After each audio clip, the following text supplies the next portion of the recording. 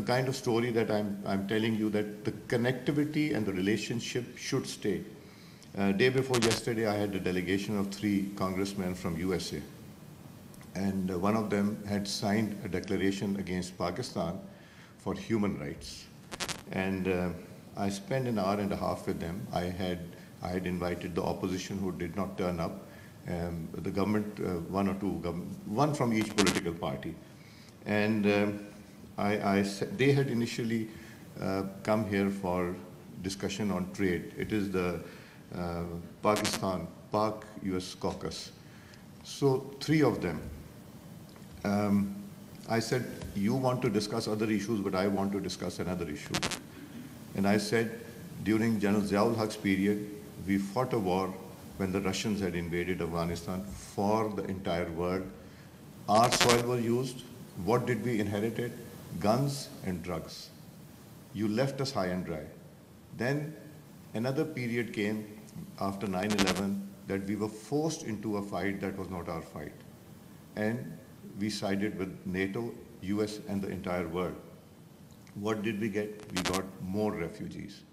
And the third one was when the US abandoned and the NATO abandoned Afghanistan, leaving $8 billion worth of equipment.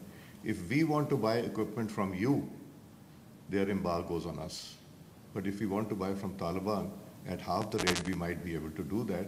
And these are the arms and armaments that are being used against our armed forces, against our people, by killing, by murdering, I should say, our school-going children, our churches, our mosques, our hospitals, and these are the soft targets that they're targeting.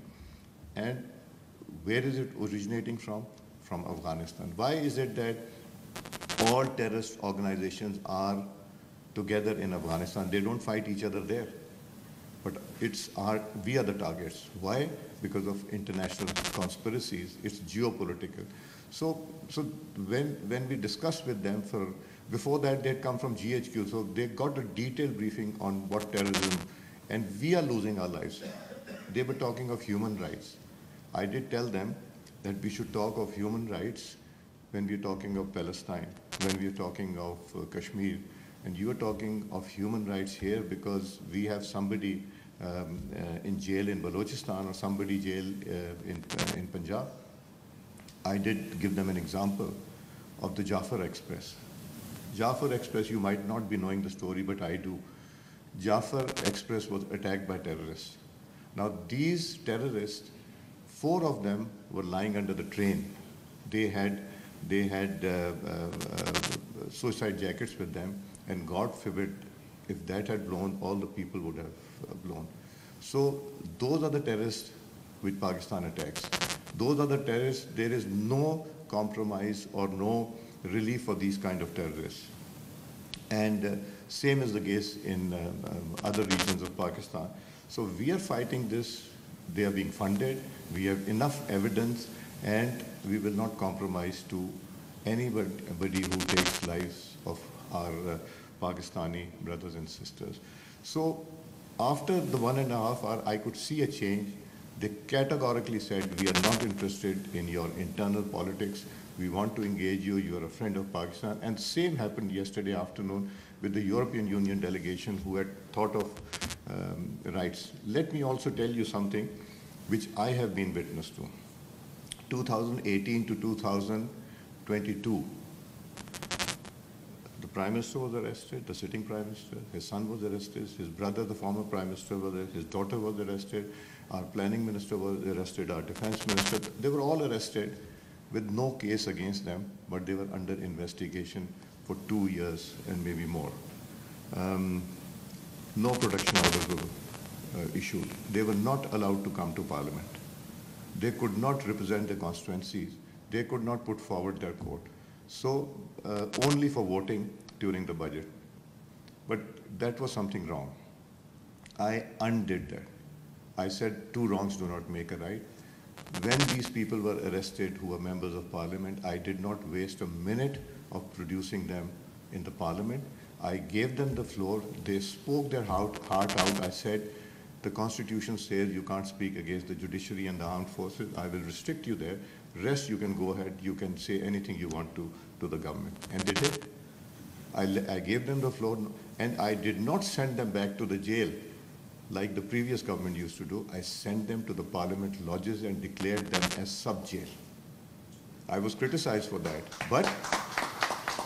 But that is my responsibility. As long as I'm speaker, I'm going to do that because they have a right to come here. The legal cases, they can go on.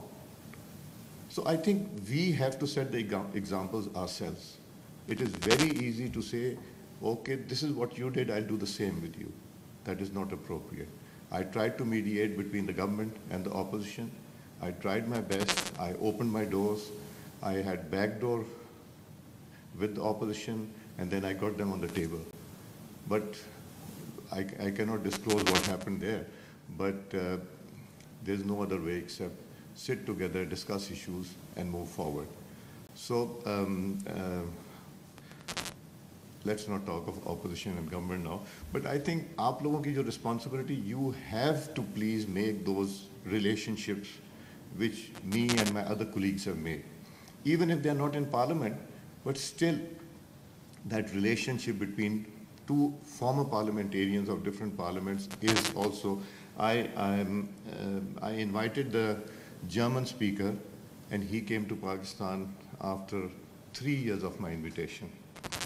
When he landed here, the first thing he did while getting down from the steps of the plane, he was talking to his wife that I've landed safely.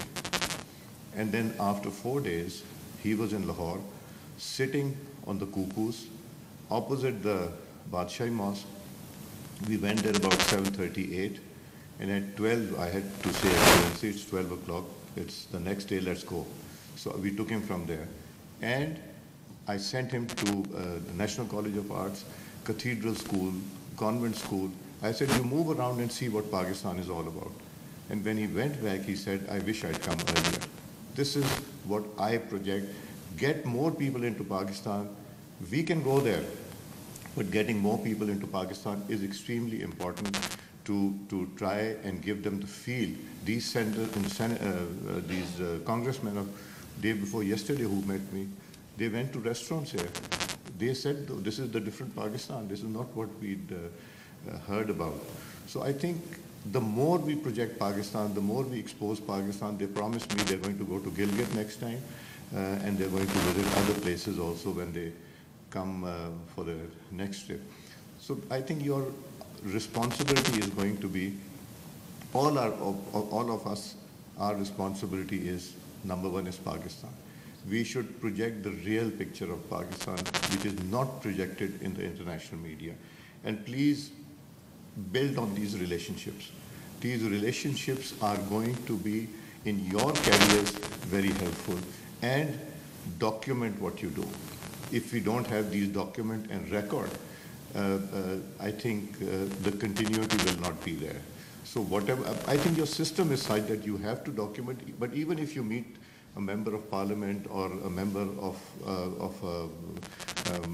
official of any other embassy that you're working in, or that government, if you document that, that is going to be the guiding principle for the coming days of what the relationship is.